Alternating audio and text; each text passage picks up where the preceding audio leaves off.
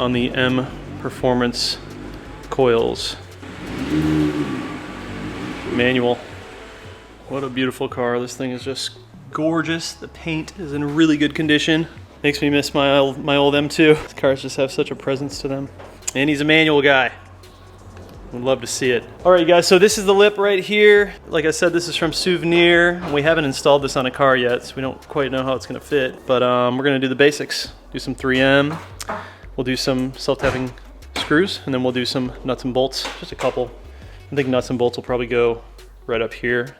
And the rest, this is all pre-drilled too, so it should be pretty easy. But let's go ahead and jack it up and then get the process started.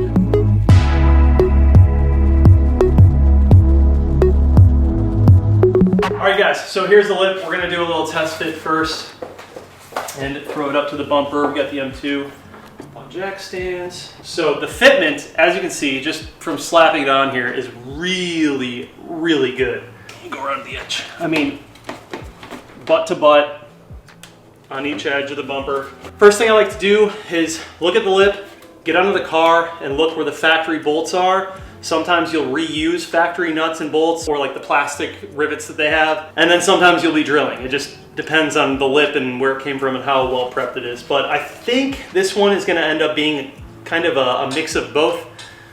Some factory stuff and then some new stuff. So we'll start there. So 8mm all around plastic rivets over here. All right, so if we look under the car, you guys, these are the 4 8mm that I'm talking about that are right here. And I think what we're gonna do is I'm gonna pop these 4 8mm off, and then these bolts up front, I'm gonna use nuts and bolts.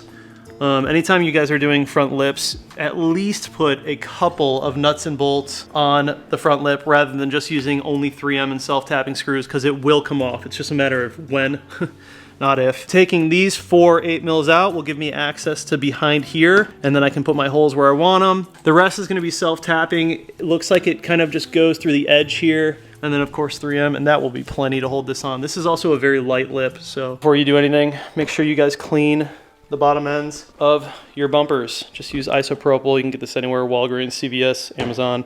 I'll link it down below. Grab yourself a rag and then clean off the bottom end of the bumper to make sure that the 3M sticks nice and good. This 3M, a lot of people ask me which kind of 3M I use. This is the Extreme Hold by 3M.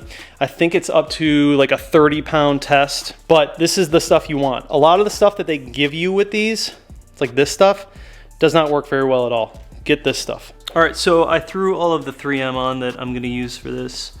Just kind of spaced it out where I need it through here. Looking at the lip and everything, I think we're gonna go with 2 nuts and bolts right here, top dead center. I think that makes the most sense. You could also just do this one, or you could do all 4, but I think that's honestly gonna be overkill.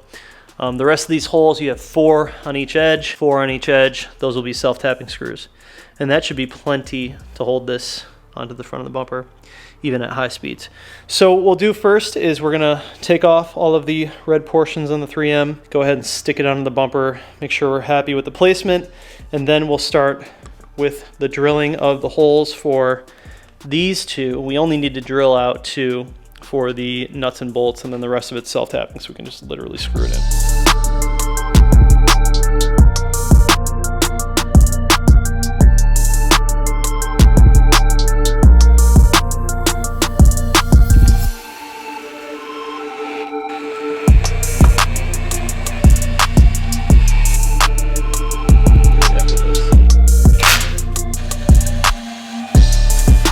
So the tricky part with the nuts and bolts on this stuff is you have this long flap piece of plastic, and what you got to do is kind of snake your hand back there and throw in your nut or bolt. What I'm going to do is actually have the bolt facing downwards, so the nut will be on the bottom, which is just going to be a lot easier for me to tighten it up. So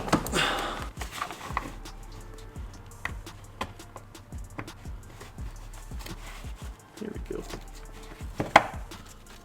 It's a hell of a lot easier doing it like that. We got her. We got her. This reminds me of the this reminds me of the intercooler job. When I spent 4 hours in this position trying to get the intercooler to meet up with the charge pipe. All right. cool.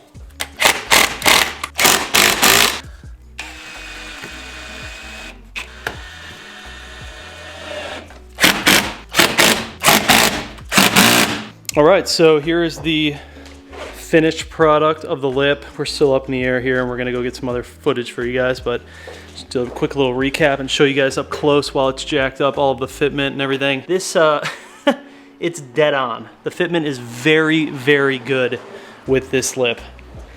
I've definitely had some lips in the past that don't fit well, and this one, as you can see, is right where it needs to be. All the way through. No gaps, no weirdness. All the way through. And the thing that I really like about this front lip is it's a very simple design. Kind of reminds me of the GTS splitter that they make for these, but it's a little bit different. It seems to just form fit a little bit better. It's more of a lip over a splitter, but I really like it. And it comes all the way across. The GTS splitter doesn't come out at all. This one comes out a little bit, so you have a little more profile on the side. And I just think it really fits this style of bumper and doesn't take away from the design too much. It's very, very subtle. Really good looking front lip. And then just to show you guys a recap of everything that we used, we got the 3 self-tapping, actually four self-tapping on each side, and then 2 nuts and bolts right there in the center, and that should be plenty. I don't see this thing causing any sort of issues with high speeds. It's an extremely light lip too, so you've got your 3M, you've got your self-tappers, and just the insurance policy will be your nuts and bolts. Frank is letting me drive the M2, and oh man, this is not good, guys. I might have to buy one. It's manual too, just like my old one. Sounds good. Yeah, these clutches are so smooth in these cars. Gosh, this car's good. Man, that N55. Yeah.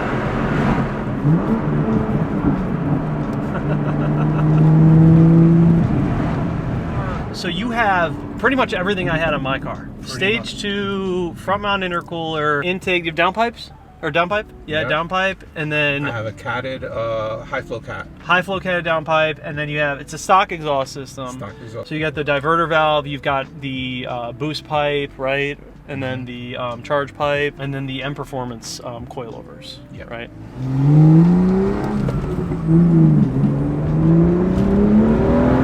Oh yeah, dude, that totally reminds me of my old car.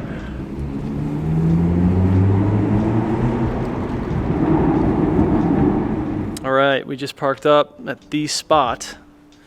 Then you guys can get an idea of how this lip looks with the entire car. This is a great representation for this lip because the whole car is, for the most part, on the exterior is stock. We don't have any other carbon except for, obviously, the mirror caps, which complement the front lip really well. But you can kind of get an idea of what it looks like if you just bought the car and threw it on. But yeah, it looks really, really nice.